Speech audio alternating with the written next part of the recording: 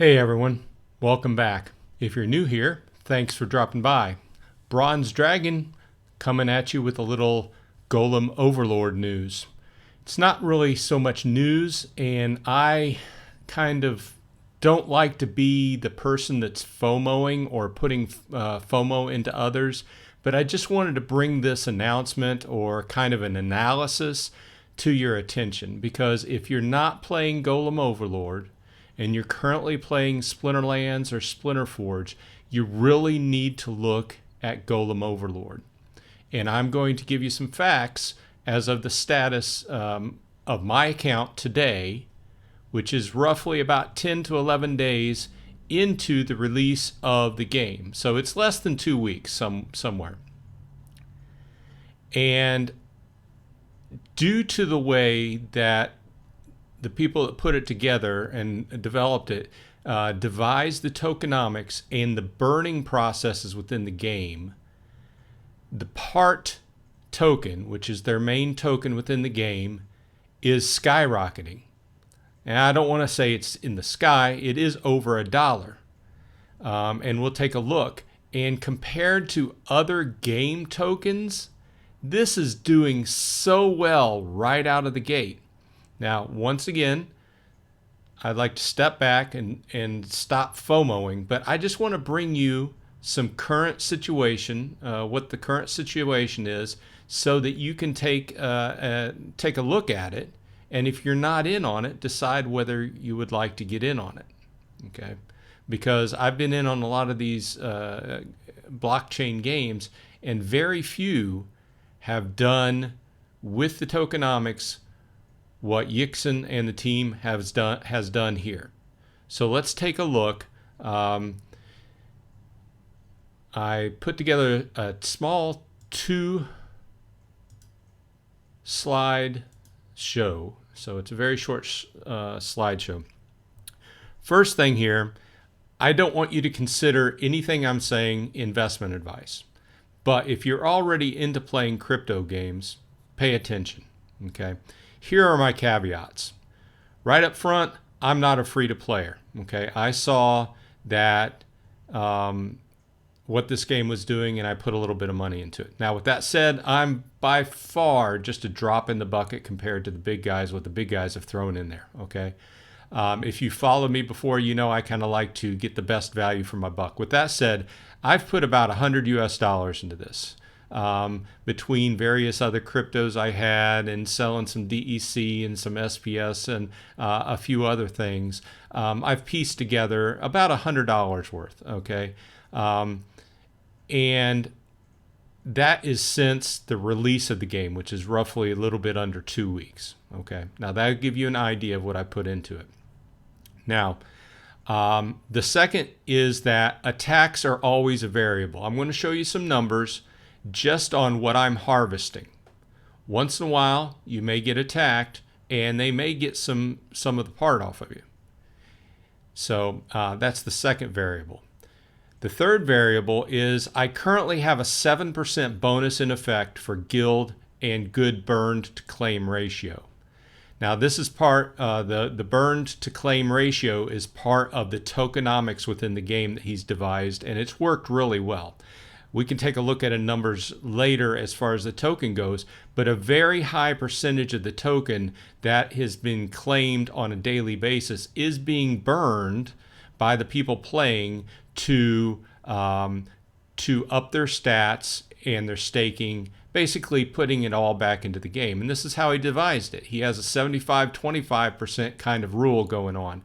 Now, basically what happens is you put 75% of what you claim back into the game to boost your character, and then you have that extra 25% there to play around with. If you want to take a little bit out, you can. You can take it out. You can sell it, buy cards for Splinterlands, whatever else you want to do on the, you can sell it and get Hive, right? And then buy whatever token you want with Hive, right? But once you cross over that number, that threshold of 25%, say you go into 30%, then you start getting your amount of part that you can claim decreased by an exponential amount. So you can really go, depending upon, and this is really to prevent people, or kind of prevent people from just like funneling all the part out of the game, selling it, and doing something else with it. Basically farmers. Okay, so that's what that is to prevent. So, okay, the first thing I want to cover here is that today is 4/18, and the price today is $1.10 US. Okay, that's 2.32 Hive.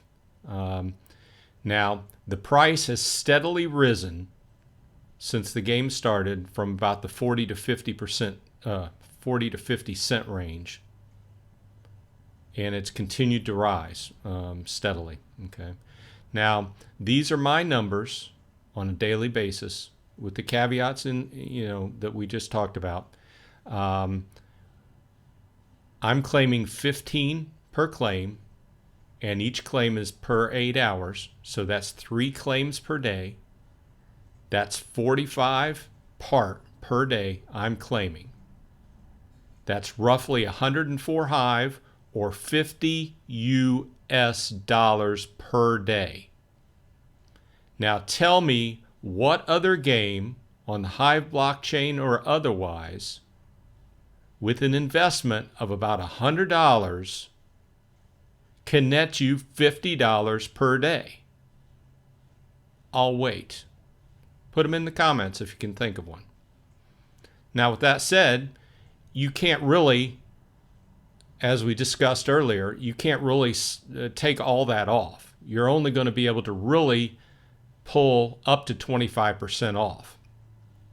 But as the game goes along, it really emphasizes keeping up with the pack, so to speak.